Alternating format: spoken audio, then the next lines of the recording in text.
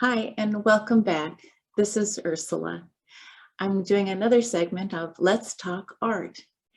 Okay, so last time I shared this idea of creating a new visual vocabulary. I studied as a painter. I had a career, a varied career, working for art galleries, art museums. I ended up in corporate for a while, working with a philanthropy department and helping to create a foundation for giving for one of the high-tech companies here in Silicon Valley. I've just had this blessed life.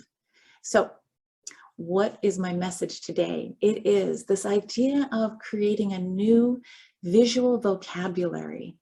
Something is happening on the planet right now that you just feel the energy. Yes, we've had the great pause of COVID. Yes, we're seeing how interconnected the globe really is, even if it involves like gas or food shortages. We're seeing the interconnectedness. So what's fascinating with social media is we can start getting to know one another. We can learn of issues.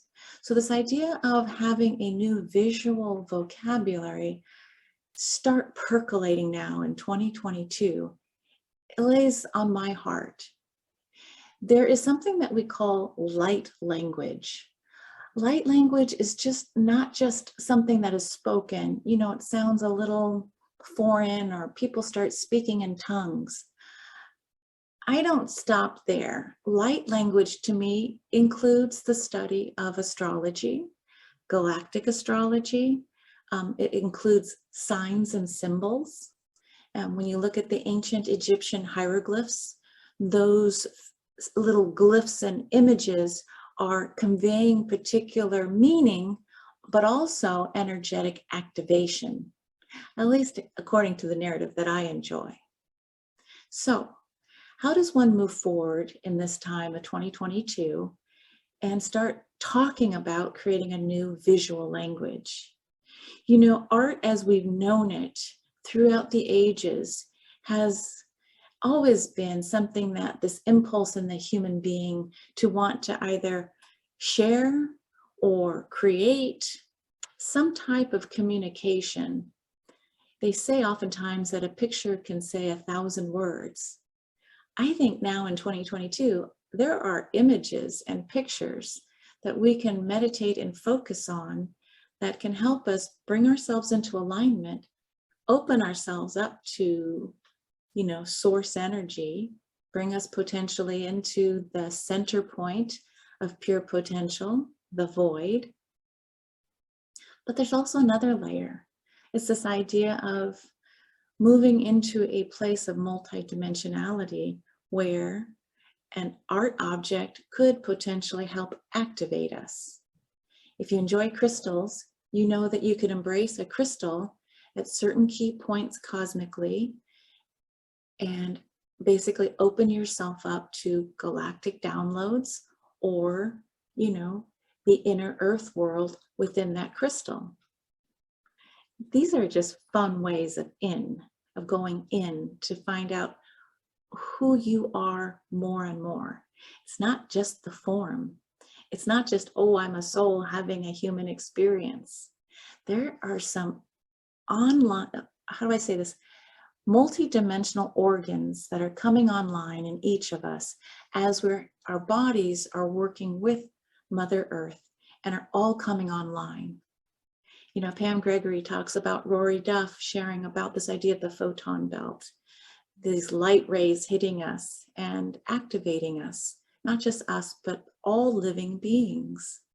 So going back to this idea of creating a new visual vocabulary, it's got to embrace the broader spectrum of who we are, of what we are. Okay, so for you art historians, if you remember Paul Gauguin's painting from the late 1800s at the turn of the century, he thought he was going to die. So he wanted to paint one last masterpiece, and he named it at the very end, Where Do We Come From? what are we, and where are we going? The most peculiar of those three questions with Paul Gauguin is the what are we? He didn't ask who, it was the what. What are we? So today I'm like going, yeah, what are we? We are way more than perhaps we imagine ourselves to be. So in painting and creating a new visual vocabulary for the next 500 years, if the cave painters in Altamira, Spain, could do paintings of their hand and place them on the cave to say, I am here, or to draw bison or the animals they wanted to hunt to bring food back to the tribe, what can we do? What can we do with a sign, a glyph, colors, crystalline materials? What can we do to start talking about a new visual vocabulary? Well, we start with our body. We can move in towards our inner emotions. We can embrace our cellular aspect where we find the divine matrix. And then what? Well, this is perhaps why I love studying with Julia Balaz right now around the galactic star seeds astrology.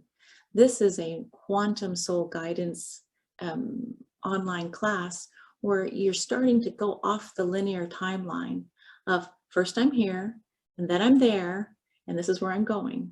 Instead, quantum asks us to kind of hold ourselves in a different type of space where it's all happening at once.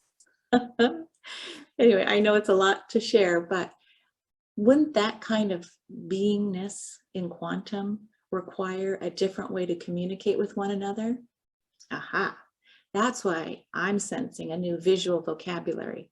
It is not a linear kind of way of communicating. There's something more that's coming in. And I'm just here to ask the questions. And if you've got some ideas, go ahead and throw them in the chat line. Love to read and learn from everyone who's listening. Okay, till next time, I'll see you again on the Ascension Playground, where we can also talk about more things all about art. See you. Bye-bye.